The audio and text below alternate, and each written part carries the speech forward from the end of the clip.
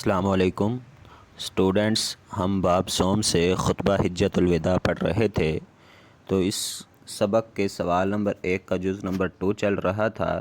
تو جز نمبر 2 ہے خطبہ حجۃ الوداع کے اہم نکات تفصیل سے بیان کیجیے۔ تو اس کا جواب پیج نمبر 49 سے سٹارٹ ہو رہا ہے، لیکن ہم اس میں سے پہلے 7 جو پوائنٹس ہیں وہ پڑھ چکے ہیں، تو آج نمبر 8 سے سٹارٹ کریں گے۔ تو نمبر 8 پہ ہے غلاموں کے حقوق۔ تو آپ صلی اللہ علیہ وسلم نے غلاموں کے حقوق کے بارے میں فرمایا تھا، جیسا خود کھاؤ ویسا ان کو کھلاؤ، جیسا خود پہنو ویسا انہیں پہناؤ۔ تو یہاں پہ دیکھ لیں، یہاں پہ کیا لکھا ہوا ہے؟ اے لوگو، غلاموں کے بارے میں اللہ سے ڈرو اور ان سے انصاف کرو، جو خود کھاؤ وہی ان کو کھلاؤ اور جو خود پہنو وہی ان کو پہناؤ۔ اس کے بعد نمبر 9 پہ ہے گمراہی سے بچاؤ۔ تو آپ نے فرمایا تھا کہ اگر تم نے 2 چیزوں کو تھام لیا جو میں چھوڑ کے جا رہا ہوں، یعنی کہ قرآن اور سنت، تو پھر تم ہرگز گمراہ نہیں ہوگے۔ تو اگر ان کو چھوڑ دیا، اس کا مطلب پھر گمراہی ہے۔ تو یہاں پہ دیکھ لیتے ہیں بک پہ کیا لکھا ہوا ہے۔ میں تم میں 2 چیزیں چھوڑ کے جا رہا ہوں، اگر تم انہیں مضبوطی سے تھام لو گے تو کبھی گمراہ نہ ہوگے، اور وہ چیزیں ہیں کتاب اللہ اور میری سنت۔ اس کے بعد نمبر 10 پہ ہے اطاعت امیر کی ضرورت۔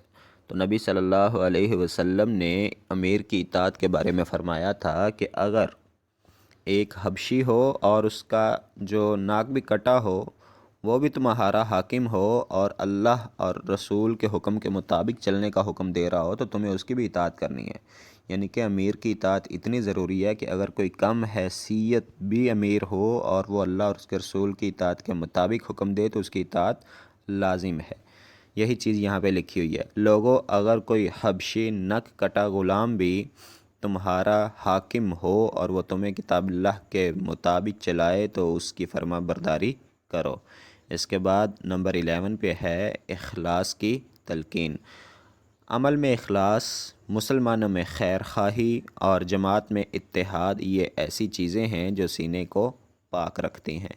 تو اخلاص کے بارے میں آپ کو وہ حدیث بھی پتہ ہی ہے کہ نبی کریم صلی اللہ علیہ وسلم نے فرمایا تھا کہ عمل چاہے تھوڑا کرو، اس میں 2 چیزوں کی ضرورت ہے، ایک اخلاص اور دوسرا ہمیشگی۔ مطلب جو بھی عمل شروع کرنا ہے، ایک تو اس میں ہمیشگی پائی جائے اور دوسرے نمبر پر اس میں اخلاص بھی پایا جائے۔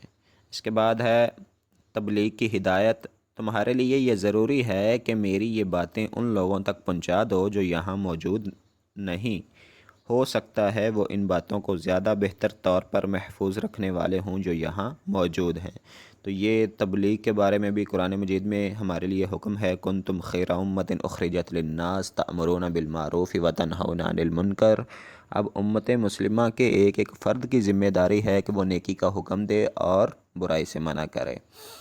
اس کے بعد ہے جی نمبر 13 پہ امانت کی ادائیگی۔ اگر کسی کے پاس امانت ہو تو وہ اسے اصلی حالت میں اس کے مالک کے حوالے کر دے۔ تو آپ کو پتہ ہی ہے، جب آپ صلی اللہ علیہ وسلم نے مدینہ جانا تھا، یعنی کہ ہجرت کرنی تھی، تب بھی آپ کے پاس امانتیں تھیں اور حضرت علی رضی اللہ تعالیٰ عنہ کی یہ ذمہ داری لگائی تھی کہ وہ لوگوں کی امانتیں واپس کر کے میرے پیچھے آ جائیں۔ نمبر 14 پہ ہے گناہ صغیرہ سے بچاؤ کی تاکید۔ لوگوں، تمہاری اس زمین پر شیطان اپنی پوجا سے مایوس ہو گیا ہے، لیکن چھوٹے گناہوں میں اپنی اطاعت سے خوش ہے، اس لیے اپنا دین اس سے محفوظ رکھو اور چھوٹے چھوٹے گناہوں سے پرہیز کرو۔ تو یہ جو چھوٹے گناہ ہیں یہی پھر بڑے گناہوں کا سبب بن جاتے ہیں، اس لیے ہر چھوٹی بدی سے بچنا چاہیے اور ہر چھوٹی نیکی کو کرنا چاہیے۔ ہم نیک عمل چھوٹا سمجھ کے چھوڑ دیتے ہیں اور ہر برا جو کہ چھوٹا عمل ہے اس کو چھوٹا سمجھ کے کر لیتے ہیں، تو ایسا نہیں ہونا چاہیے۔ اس کے بعد ہے 15 انفرادی ذمہ داری۔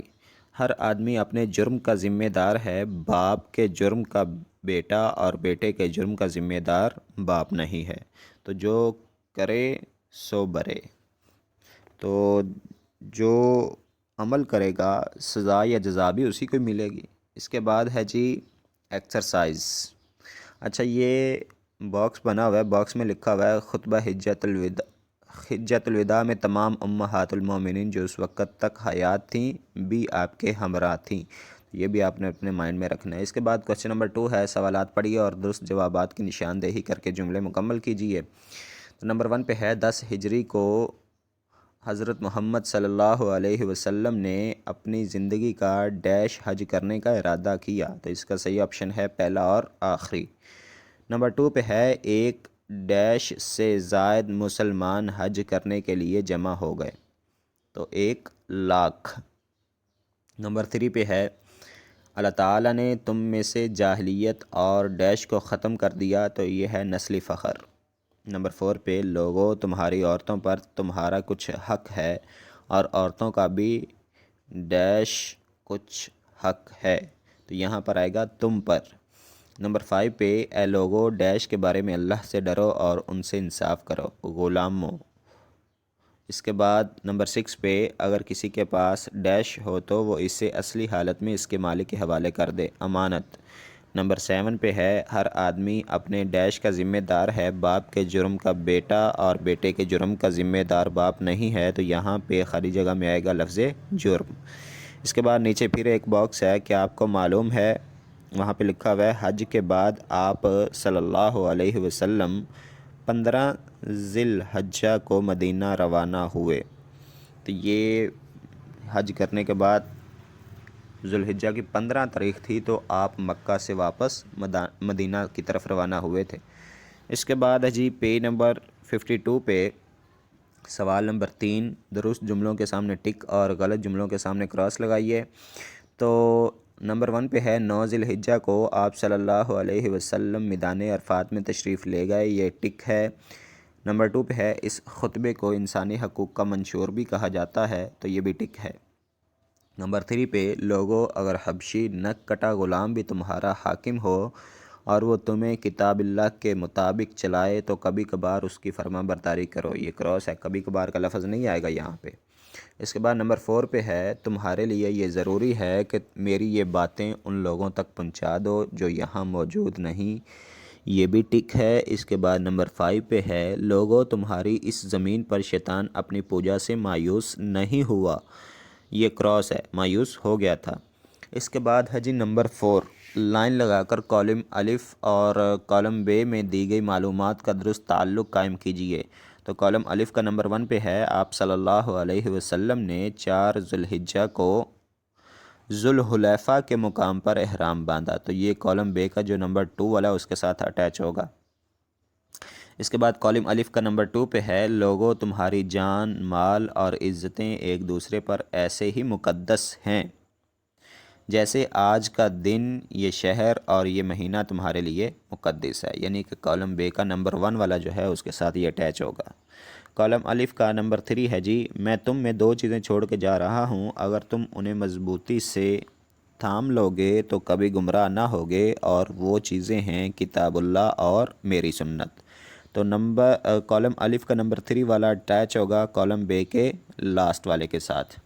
اس کے بعد ہے جی کالم الف کا نمبر 4 والا عمل میں اخلاص، مسلمانوں میں خیر خواہی اور جماعت میں اتحاد، یہ ایسی چیزیں ہیں جو سینے کو پاک رکھتی ہیں، تو کالم بے کا نمبر 3 والے کے ساتھ اٹیچ ہوگا۔